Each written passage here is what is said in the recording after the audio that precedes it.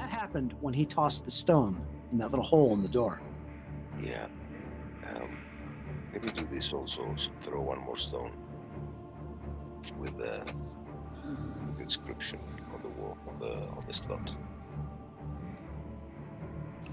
So you're going to have to move, and if you move more than 5 feet away from him, you're going to provoke an attack of opportunity.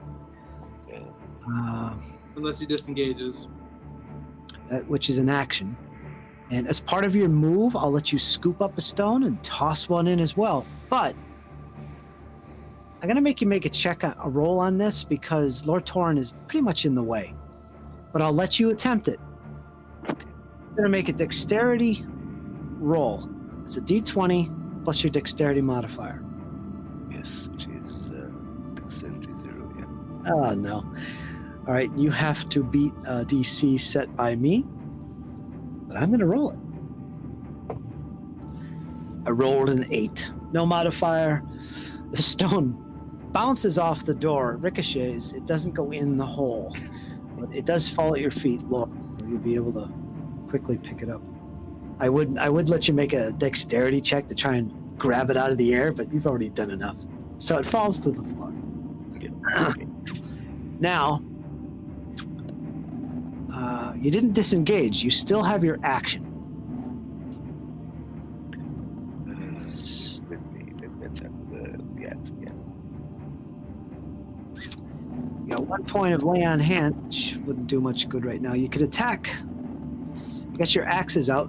I would say just attack this shadowy creature. Make an attack roll. Yeah. All right, you roll a 3. Oh, sorry, Nick. All right, so you're done. You're finished. It goes to these black creatures. With that, the one here next to you, Killian, does manage to make some more attacks while you're doing all this good stuff. And rolled a 3. It failed, and it does not move. In the meantime,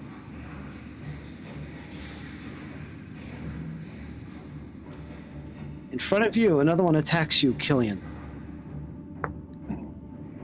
with a 19 plus 4. But anyway, it does damage against you. Necrotic, which is halved. You take a total of 4 points of damage. That's already halved, so 4.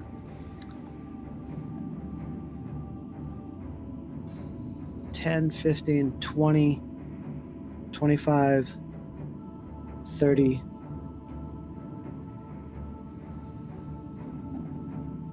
You know what? I will go after Killian since he's closer. Another attack on Killian. Rolls a 20. That is a critical. That means it rolls double damage dice. That is going to be 6, 12, 13, 14, 16, which is 16 plus 18, and it's halved. 9 points of damage. 3. I have 12. All right, so you got 3 hit points left. And they're done. So it goes to Devon. He makes a death save. It's a d20. He needs to score 10 or greater. He's got a failure. So he's got 1 success and 1 failure. If he fails 3 times, he dies. If he succeeds 3 times, he stabilizes, no longer dying. Oh, very good. So he's got a fail and a success. We're going to go into another round here, and it's going to be Lord Torin. What do you have in mind, Lore? All right, is there any of those rocks near me? Just the one that fell to your feet from Killian. You can reach down and pick it up. Yep, I'm going to pick it up and toss it in. All right, you toss it in. And as you do so, this is a free action. I'll let you take an action after this. Once again, the radiant light engulfs the room. Everybody make constitution checks. 21. You are both safe from the blinding light. Very good. As you do this, you notice once again another stone drops from the ceiling with a clunk. It lands in one of the piles. And with that radiant flash of light, one of the black creatures, the one right in front of you, Lore, it doesn't come back. It seems when the light came around, it just seemed to vaporize it, and it just faded from view. And and disappeared. Okay. No longer in front of you. Open up some room. Am I within 5 feet of any of them? You're 10 feet away from the closest one. Okay, so is there any stones that were within about 15 feet of me?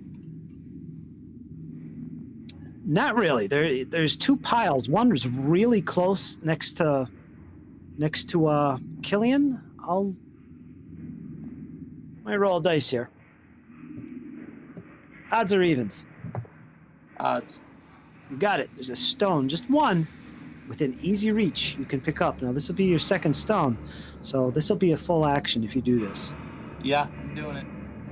Okay. You pick it up, you slop it down the old hole, and once again, the light, this radiant light, fills the room. Everybody make con checks again. 21 again. All right, you're both okay. You squint your eyes just in time. You're safe. It doesn't blind you. And another of these creatures ceases to come back. This one. As it fades from view and doesn't return, it dissipates. There is only one remaining. All right, and I still have my movement. You have your movement. All right, and where's the other pile? Where's the pile that the stones were dropping into? The one over here, next by where Devon was, it's about 10 feet away from you.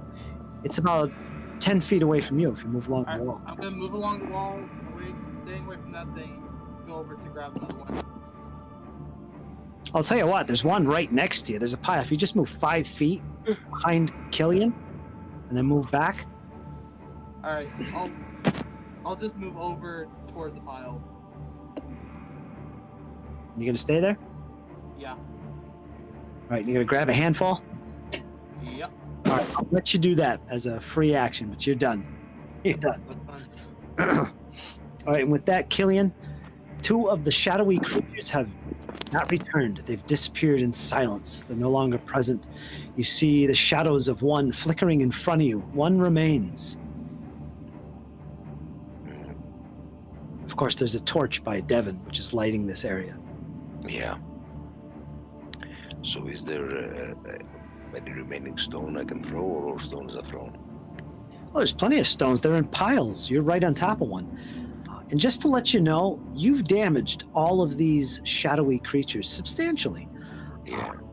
They've all been damaged to one degree or another. And this one in front of you is no different. So if you want to attack or grab a stone, risk an attack of opportunity and toss it in. Attack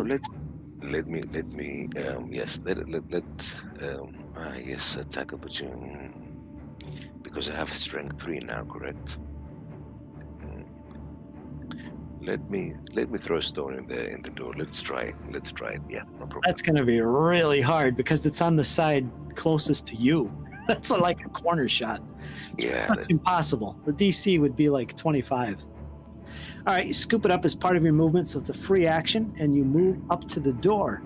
As you do so, move out of the reach of this creature. He makes an attack of opportunity. It's a free attack. Nothing you could do about it, and he rolled a 7. Total of 11 points. Your armor class is much higher. You're safe. So you survived his attack. Good. And then you're going to toss it in? Yeah. All right, you toss it in. And once again, the radiant light fills the room.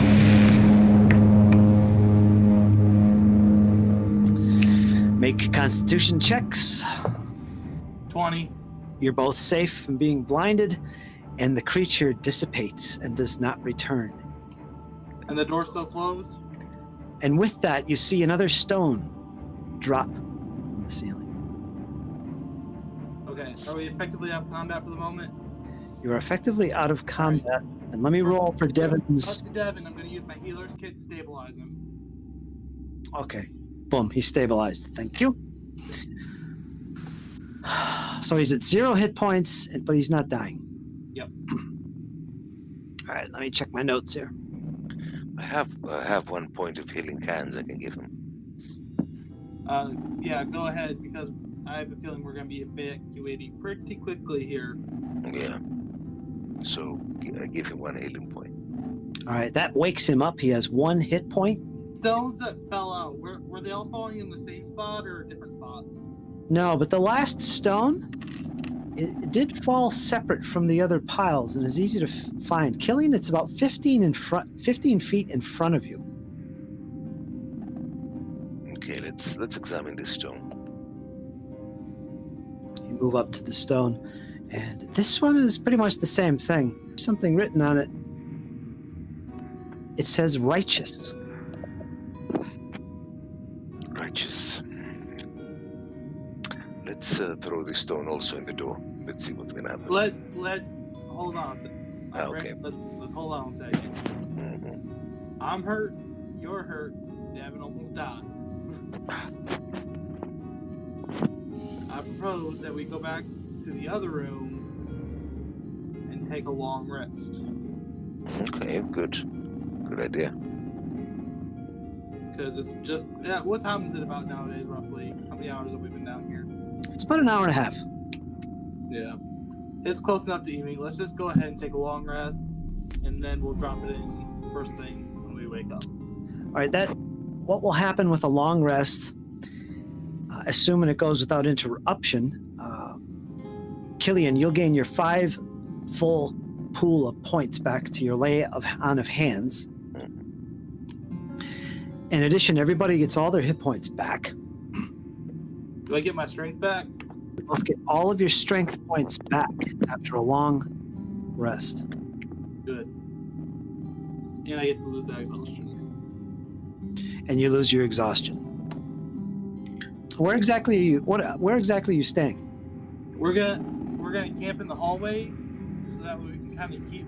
Yeah, we're gonna camp in that first hallway leading into this room, kind of like just on the outside of it, and we'll keep shifts doing watch. All right, I'm gonna make a die roll. Who's watch the first 4 hours? You're gonna have to, outside of the constant dripping noise coming from both sides of the room. Like I said, there's plenty of water and dampness in this place. Somewhat uncomfortable sleep. I will give you a full night's rest, a long rest, and to gain all the benefits. Nothing else happens. So, do you still have that righteous stone? Yes, I'm doing it now as we agreed. We're fresh, we're strong. Let's throw it in. So, I'm gonna be holding the run away action in case anything else pops out of these walls. All right, you make your way back into the room. You got this stone that's written righteous on it in your hand. You're able to pop it down the hole, just like the other ones. As the stone disappears down the hole, there's once again that silence. This being followed with an unease. However, this is broken by the sound of grinding stone on stone as the portal begins to shake and shift. The large slab of stone barring your path so far suddenly begins to slide to the right into the wall itself. After a few seconds, before you is a shadowy corridor. You have opened the portal. You can see that the cavern moves to the north and then it turns to the west and opens up into a somewhat larger room.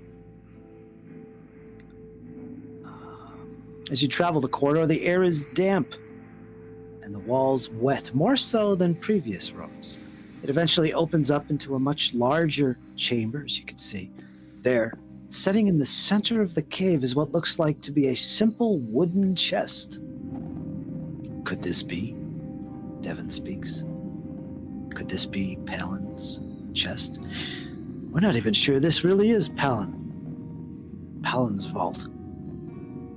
I'll just slap Devon on the back on his back and be like, why don't you go check it out?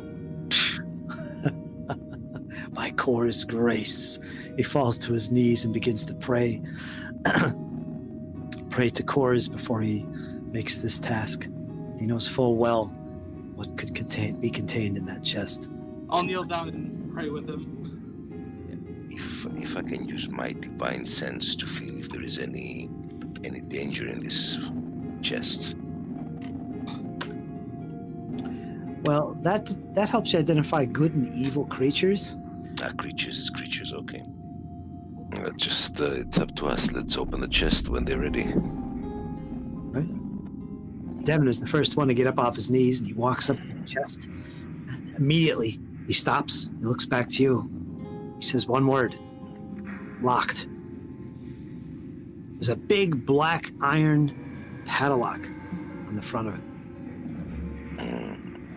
So you either need a key or you need to lockpick it. And to lockpick it, you need somebody with lockpick tools who's proficient in them. And unfortunately, that person I don't think is with us.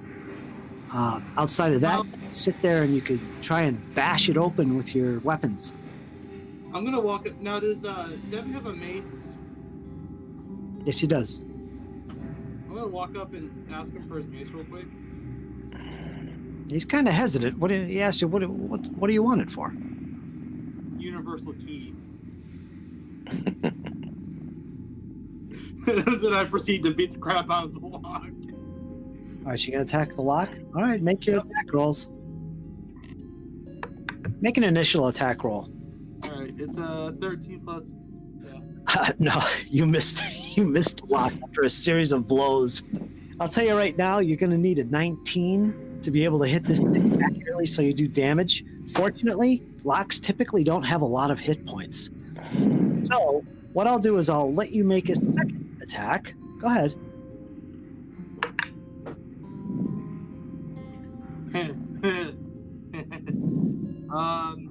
21. 21. Okay, you hit it. And go ahead and roll damage. It's 1d6 plus your strength. 4.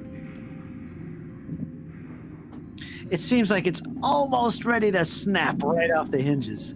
Roll 20. 20. Yeah, it had one hit point left.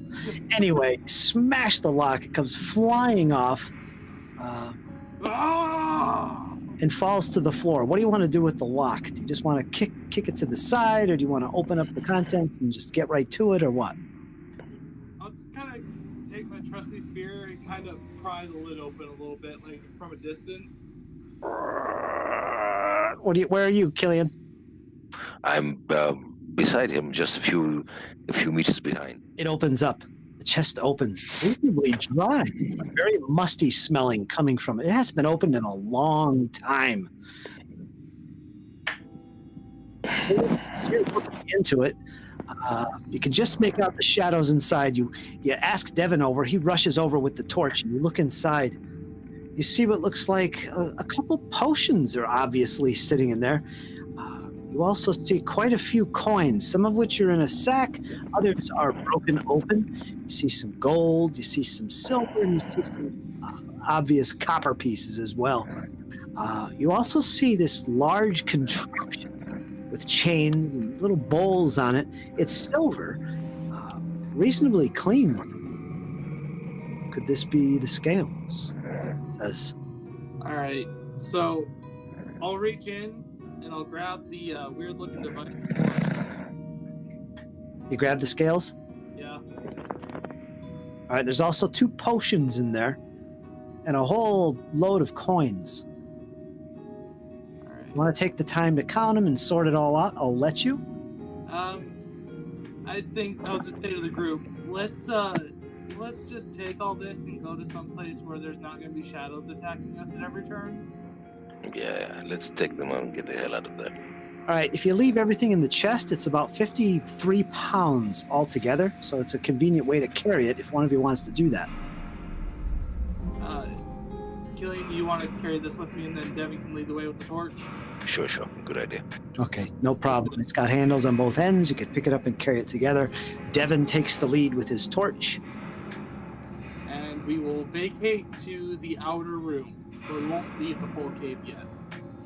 All right, no problem. You traverse your way back out the tunnels. It's a little slow going and clumsy through the tunnels with this big chest behind you, but you make your way and find your way out into the first large chamber with no problem. So now that I feel that we're a little bit safer, we'll start to divvy out and count out what we got. Write this down. The chest contains 15 gold pieces, 390 silver pieces in all. Wow. 850 copper pieces. All right. And you have 2 potions, which you could probably identify if you taste. And you have the scales. And there's also something else in there that you notice. A little handwritten note in parchment, which you can just still make out in common. Do you read it? Not out loud. Here be the truth. All things are not balanced, and neither good nor evil can be weighed against the other. So you're setting back into the main room now and gathering your wits about yourselves. It's obvious you found the scales. They're a nice clean silver, actually, nice and bright. They're not tarnished at all. Considering the age, I'm sure Yolanda will be quite satisfied. Okay, so real quick, after counting out all the stuff, everyone gets 282 copper, 130 silver, and then 5 gold. I believe Devon is still blinded. Oh, I think he is. God. Blind as a bat. Blindfolded over his eyes. He's completely blind. Can't see. He's trying to make do as he can. He's trusting you guys will tell him exactly what's going on. Oh, I'll be like, calm down. I'll give him his gold and silver. I'll tell him how much he got of each. Yeah. And I don't know about you two, but I think we should get out of here. Yeah. So you guys divvied up the treasure you have, sitting in this big chamber. It's completely dark outside. By your rough estimation, I'll have you roll for this. If anyone wants to make a survival check, I'll tell you how many hours of dark you have before daylight. I rolled a natural 20, so a total of 23. All right, you're good. You have about 5 more hours before dawn. I think that it would be wise for us to move stealthily through these hills to get back to Bridal. Because I have dark vision, and if Killian has dark vision, then we can both guide Devon. All right, you make your way out the entrance. We won't have any light. We will go in darkness completely and go off our dark vision. All right, you guys got dark vision. Devon is blind, so it doesn't matter. Save a torch. I guess one of you is going to have to guide him. You're both carrying the chest? Yeah. All right, and Killian, you're kind of... Maybe if you have a rope, you could tie it around him and pull him along. Yeah. Do you have a rope? Let me check. This is Devon's idea. He has a rope. He'll gladly let you tie him to lead him. I have a rope. No, I don't have a rope. All right, I got a rope. Devon has a rope. So he pulls it out, ties it around his waist, and reaches out to one of you guys to take hold of. And I guess that's you, Killian, because you're behind Lore? Yeah, sure. All right, so with your one hand, you're holding the rope. The other hand, you're holding the chest. Lord Torin, you got one hand on the chest and another hand on God knows what. Oh, I'll have the other hand on my spear walking forward. And we're going to move at a slow pace, so we can try to be a little bit more stealthy so we're not attracting a ton of attention. All right, you're at the mouth of the cave. It's still dark. You still got about 5 hours to get out of here. I assume none of you are encumbered, so we'll keep your normal movement rates and paces. It's going to be dark. You're following a path. You travel 3 miles in 1 hour. As you make your way back down the trail and back to civilization, something with that, I want both of you to make perception rolls. I'll make your roll. Killian rolled a 1. Well, I rolled a 12 plus 1, so 13. After about 30 minutes of traveling back down the path, back to civilization in the darkness, it's a little slow going. There's a few roots that catch your feet as you make your way down the path, but you recognize where you're going. Back to civilization. Suddenly, You see a menacing man appear before you, armed with a large mace over his shoulder. A crossbow is easily seeable at his side. He jumps out from behind a boulder in front of the path, blocking your progress. Across from him, you see what looks to be a little goblin. You've seen them before, but it's definitely some kind of little goblinish creature with a drawn short bow. Halt! Go no further. Go further and die. You are No, you don't understand. This man, he's very sick. It's very contagious. We must get him to safety. We must get him away from you. You are surrounded by 100 arrows. Throw down everything that you possess. Armor, arms, the chest. This man is very diseased. This is what you see. Please ignore the sunlight. Imagine it's getting close to dawn. This is what you see. And to his left, out of the picture, you see that goblin creature with a short bow cocked and aimed directly at you. So only 2 people, huh? Yeah. Everybody, since you're concerned about this, Killian, go ahead and make another wisdom check. Perception check. You don't see anything else. You just see these two standing in front of you. Okay. Now, he did warn you, you're surrounded by 100 arrows. You could, if you wanted, make an insight check to see if he's lying. Yeah. I'll insight check him. All right, you're doing also, Killian? You rolled a 2 minus 1. You scored a 1. Yeah. I had a 19 as his insight. So my insight is a total of 23. All right.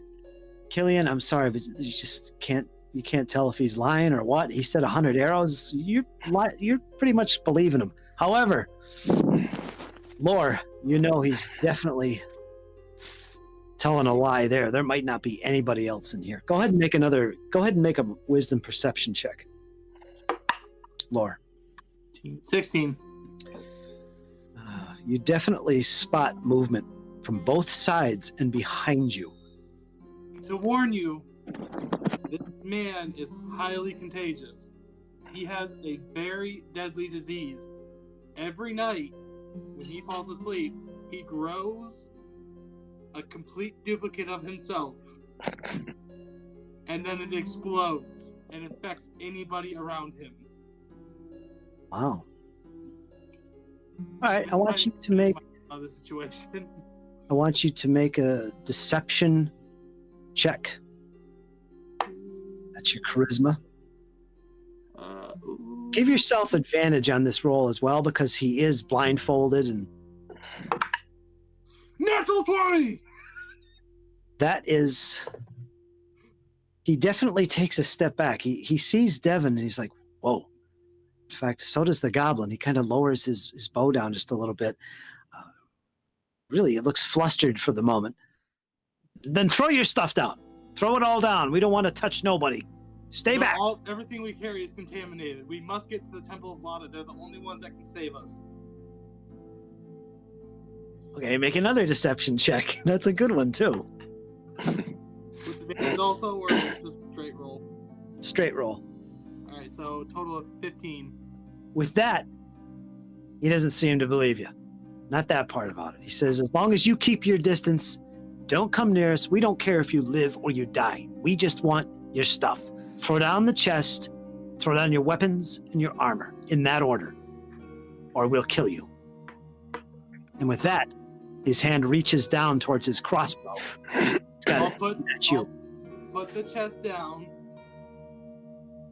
and I'll let go of the rope. And with my spear, I'm going to throw it straight at the goblin. All right, roll initiative. Mine is 12.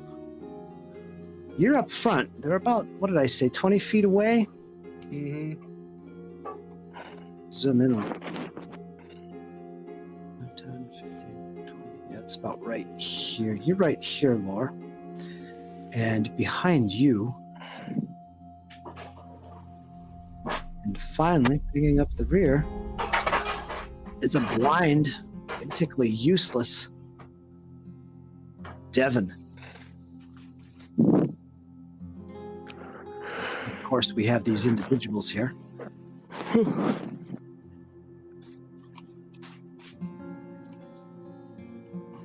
There's the guy with the club.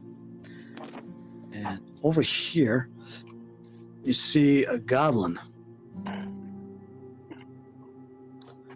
And in addition, I will put these on the map too, but you also see this.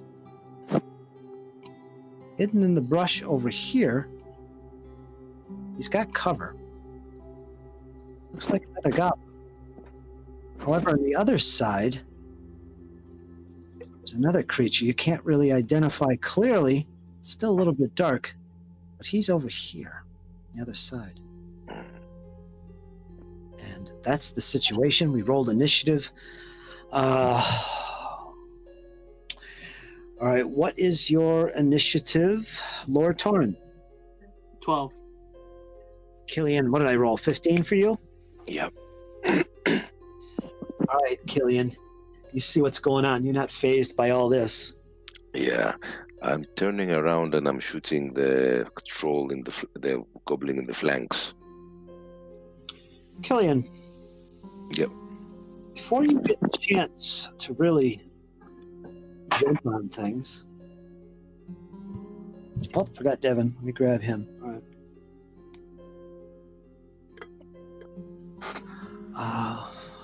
This big guy with the mace over his back, which he's kind of set to the side, he does actually have a rather large crossbow. He's aiming it in the direction of you guys. Lord Torrin, you're going to take an attack. And armor class 5 he hits, so you're safe. He doesn't move except to kind of dash and get half cover behind the boulder. Next up is you, Killian. You can take action with this. Yeah. You just loose the crossbow. Oops, shouldn't be seeing that. Who is the immediate threat? Everybody, or this guy with the crew? Well, you see 4 opponents. Yes, I want to shoot the guy in the flank, the goblin that is in my flank, my right flank. Your right flank? Okay, over here. Yeah. All right, he is, if you're going to shoot, it's 5, 10, 15, 20, 25, 30, 35, 40 feet away. Thank you. 14 plus your plus 2 is 16. You definitely hit him, even with the cover that he has. 3. So 3 points of damage to the goblin. Very good, very good. Killian, you also have a movement action you can take. Mm-hmm. Oh, good. So, You can move up to 30 feet. How many damage I did to the goblin? 3 points. So the goblin is damaged. I'm gonna attack the other creature in the other flank now. I'm gonna move towards it, although the goblin is damaged. All right, so 5, 10, 15, 20, 25, 30. You advance toward him. Now, I could let you move here instead, and that'll give you at least half cover with the boulders if you want to stay here. Yeah, sure, fine. Just in case they're armed with missile weapons, which they seem to be. All right, your turn is done. Next, we go to Lord Torrin. Okay, how far away from me is the main dude? Should be about 20. It's 5, 10, 15, 20. 25. It's 25 feet, and he does have half Run cover. up to him, and then I'm whipping out my longsword.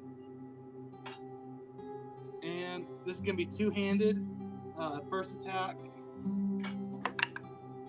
is an 23 to hit. You definitely hit. Okay, that's a D10. Nice, 7. Total of 10 points of damage on the first hit. Ouch. And then I'm going to action surge. And then I'm going to action surge, hit him again. Ouch. For a total of 20 points, or 20 to hit. And that's a total of 6 points of damage. So a total of 16. All right. You really brought him down with that hit. He's still kicking, he's still fighting, but you really injured him pretty good. Okay.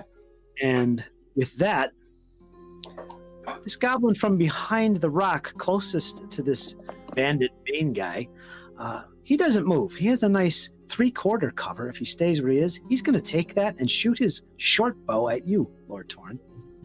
And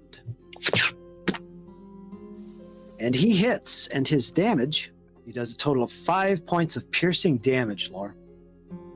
Yeah. You're standing in the open there. He doesn't move. If we zoom out a little bit, over here, there's a rat-like creature. You kind of think that he might be a rat folk. You've seen these guys before, Killian, and he's pretty close to you. He's only like 15 feet away. You do have cover, half cover, and he's going to shoot at you with a crossbow. Okay. You'll get a +2 to your armor class. He rolled a 3 plus... He ain't going to hit you. He rolled a 3. So we'll move on to the next one. There's a goblin opposite you that you did actually hit. Let me put him in his square. He's not in the square all the way. And he also lets fly with a bow. And this one is against Devon, who's just basically sitting there kneeling next to the chest. No cover whatsoever. He doesn't know what's going on. And let's see.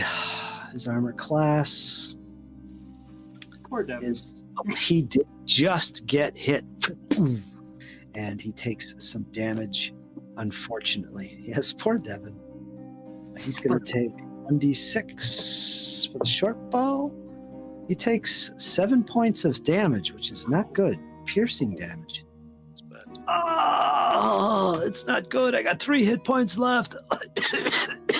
Screams. He's bad off right now. That quick. Jeez Louise. All right. And that finishes them. Next, it comes to Devon. I'm going to say he senses you as well as himself, and he's going to cast Bless. And basically what that does, it's concentration up to a minute. Whenever a target makes an attack roll or a savings throw before the spell ends, the target can roll a d4 and add that number to their attack roll or saving throw. So everybody, you guys, both of you get a d4 on your attack rolls and saving throws. Okay.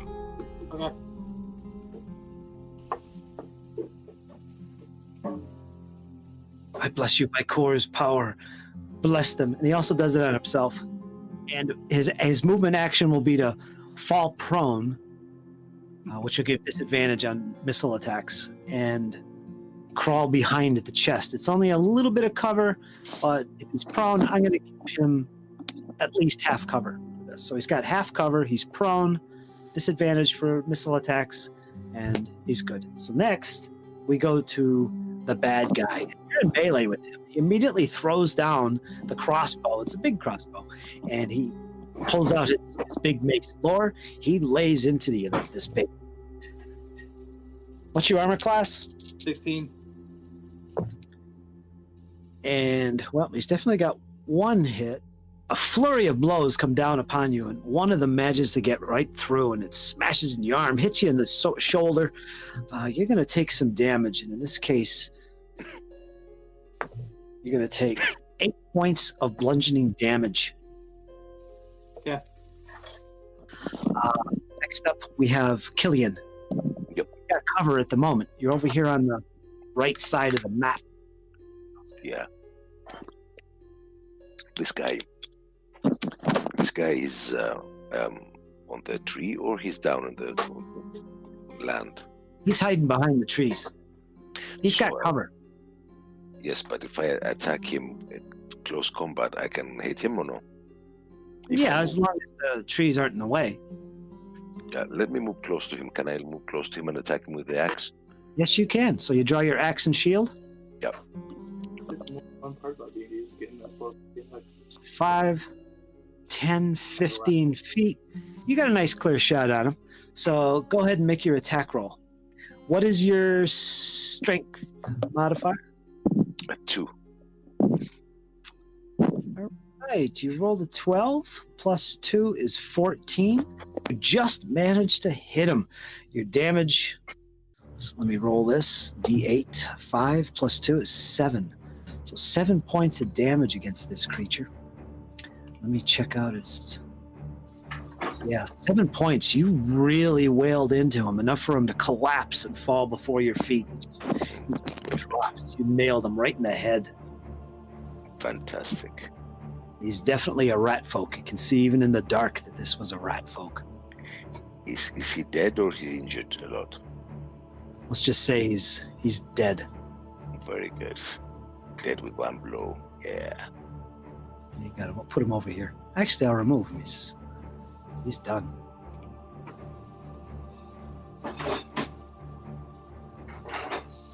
All right, Killian, you did your movement as well. Lore, you're up. All right, so first off, bonus action, second wind.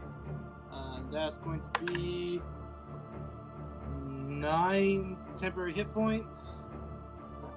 And then I'm going to go ahead and take a swing at with my longsword, two-handed. 14 to hit. 14. You definitely hit. He's only got leather armor, so it's easy to get through.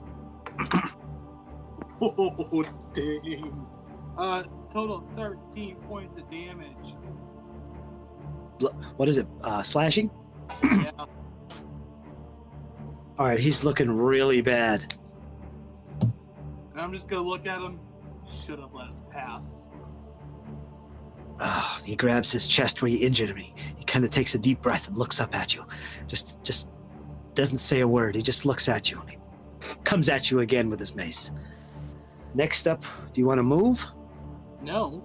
Okay. Next up, we go to Goblin number 1. That's this one down here next to you, Lore. With this, he lets out a scream and a howl, and he jumps over the first rock. He's sitting on top of the second rock. He will have advantage from high ground here. He's going to attack you with his scimitar. He has advantage on this. He had armor class 13. Yeah, no. No? I have 16. Oh, wait a minute. I get to roll again. Advantage. Nope. He got a 7. So he definitely missed. With howls and cheers, he comes down on you with his scimitar blows, which you easily deflect. In the meantime, over there where Devon is taking cover, screaming, "What's happening? What's happening?" Don't forget, add a D4 to your 2 hit rolls. Yeah, I didn't do that. So. Next, we have another bow attack. This one is going to be bypassing Devon, and it's going to be on you. Lore, you're closer. 5, 10, 15, 20, 25, 30. So it's definitely within normal range. He rolls 1 attack. 10. 14. Nope. Armor class 16. All right, and with that, he just holds his position. That's it. It goes to Devon, who at this point is thinking about seriously healing himself again. He wants to think of you guys. I'm sure you might need it. He screams out, "Does anybody need healing?" I'm good. I'm fine at the moment. Good. And he calls upon the graces of Kors, and he casts Cure Light Wounds. It's his last spell slot. And let me grab my dice. Where's my 8? Oops. He gets a nice 7 hit points back. Believe it or not. Nice. By Kors' grace. You can see a glow coming from behind you, Killian, as the magic starts to envelop Devon himself. Even though he's blind, the faith is alive inside of him. Fantastic. Enveloping him. He's done. He's hunkering behind that chest, so he can't be seen too well. Next, we go to this big bad boy over here. He is not flanking you with the goblin. It's just he's not in that position. But what he will do, he will move to this location. It's a little tight squeeze. He's got a little bit of elevation on you, Lore, but I'm not going to give him an advantage for that. But he does get the flanking because you're being threatened by the guy behind you. So he gets advantage for that. So he weighs into you with this big, meaty club with advantage. He gets 20. Yeah, the hits. And second one did nothing. He rolled a 7 and a 3. The first one does manage to hit, and it does some damage. And I believe that's going to be a nice, juicy 1d6 with mods. You take 3 points of bludgeoning damage. And then he's done. And it goes to you, Killian. There's a lot of screams going on. Yeah. Now, I'm going to attack the goblin attacking Law.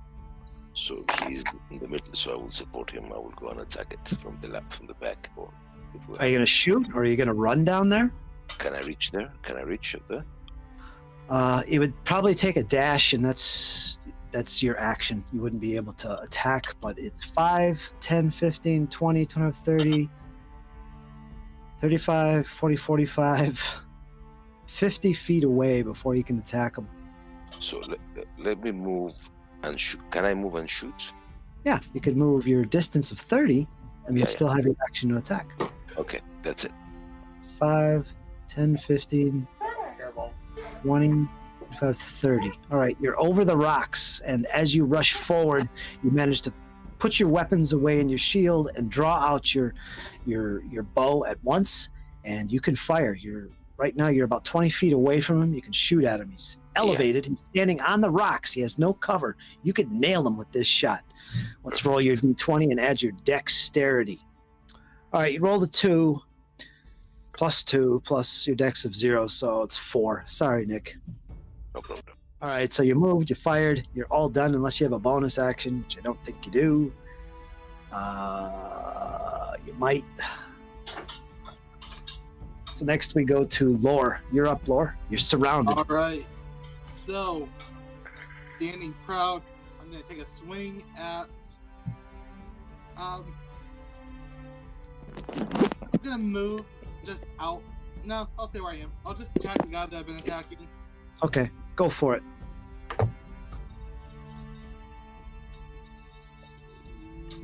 6, You'll pay for this. 7... Total of 15 with Bless. Well, that blast really helped. You definitely hit him. Alright, and then the final D10.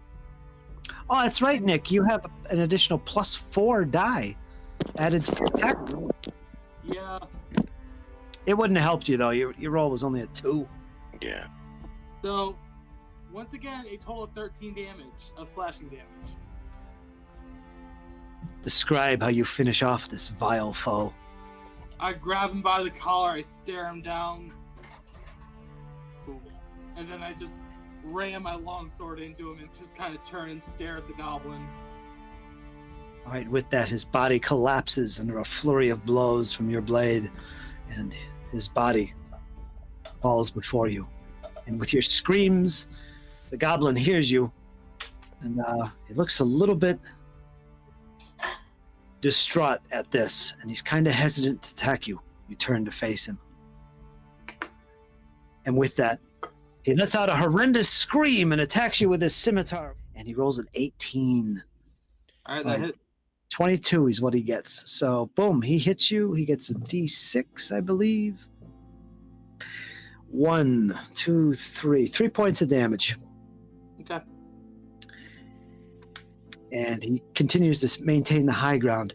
The other goblin up here really hears what's going on, but he doesn't really know that his buddy's been killed or the big guy's been killed, so he continues to fire in your direction. Actually, he probably does know that something bad just happened, judging from you. So he launches his attack against you with his short bow. He gets 14. Miss. It ricochets off the boulder. You're safe for now. He holds his position. Next up, we have Devon. I'm safe. He's going to hold his action. He's going to... Somebody comes close. He's going to cast a spell to be determined. I know I'm supposed to say what it is, but I'm not going to look it up. We're going to speed ahead to Killian. You're up. Yes, I move towards the goblin that's fighting Laura, and crush him with my axe. You're going to use this two-handed? It's versatile. Yeah. Two-handed, yes. All right. 1d10 damage then if you hit. All right, make your attack. 8 plus a d4. 2. That's 10 plus your strength bonus. 12. And that will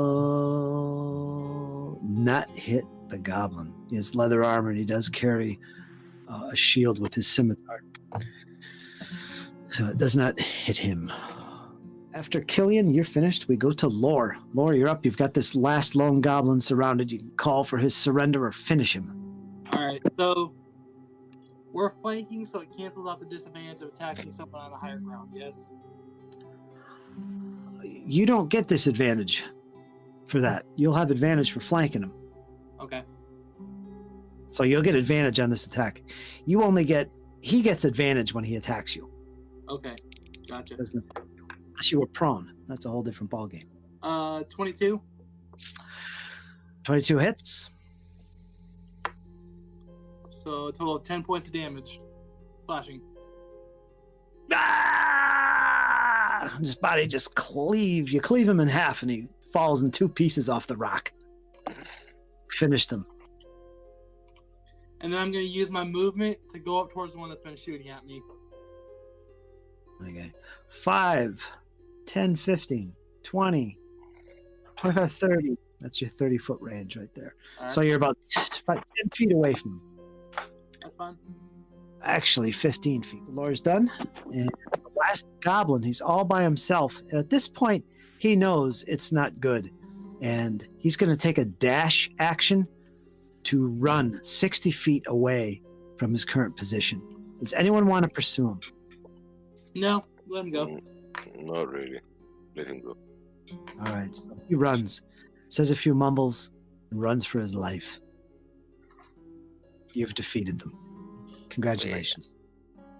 Ah! His body just cleaves. You cleave him in half, and he falls in 2 pieces off the rock. Finished him. And then I'm going to use my movement to go up towards the one that's been shooting at me. Okay. 5, 10, 15, 20, 25, 30. That's your 30-foot range right there. Right. So you're about 10 feet away from him. That's fine. Actually, 15 feet. The lore's done. And the last goblin, he's all by himself. And at this point, he knows it's not good. And he's going to take a dash action to run 60 feet away from his current position. Does anyone want to pursue him? No, let him go. Not really. Let him go. All right. So he runs, says a few mumbles, and runs for his life. You've defeated them. Congratulations. Okay. Fantastic. So now that they're defeated, I just want to search their bodies, see if we can find any gold or anything. Sure. Let's see what we got here. What are you doing, Killian? Well, I will search the mouse body if there is anything there. I don't know if you could see this, but this is what you find. You found yourself a couple pouches on the bodies to amount to about 40 copper pieces altogether. The big boss dude, the human, had an additional 5 gold pieces. Okay, so 5 gold pieces and 40 copper you've got from the bodies. Now, in addition, if you want to record this or not, it's totally up to you.